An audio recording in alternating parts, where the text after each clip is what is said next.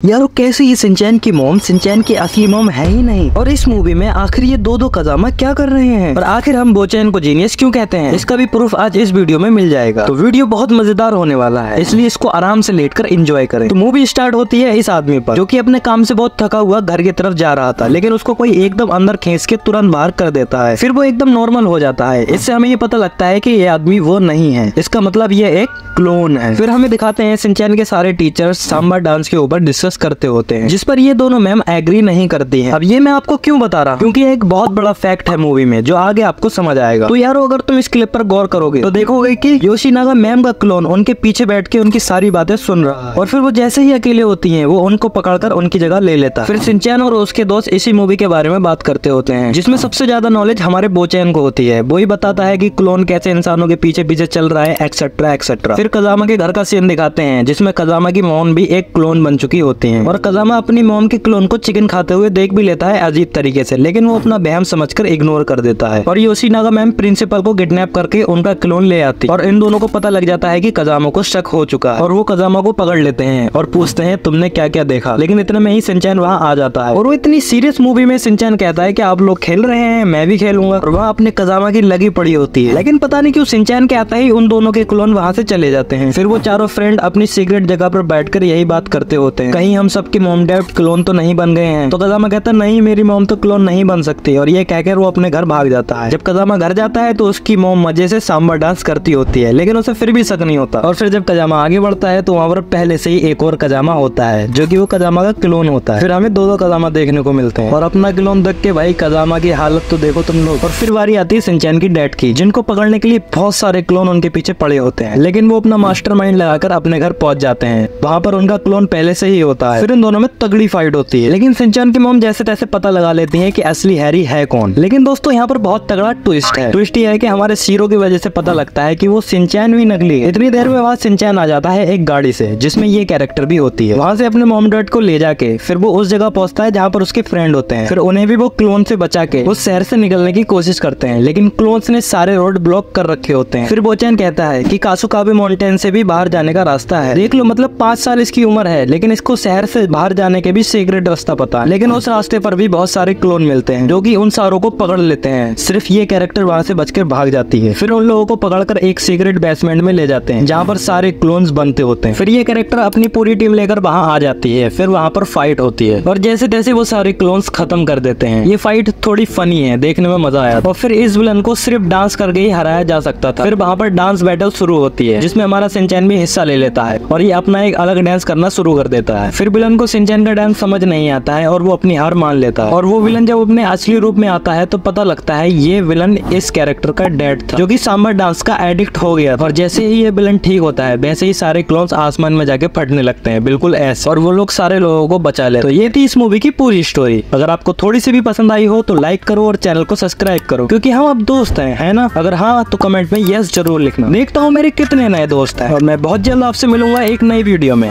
तब तक के लिए बाय बाय।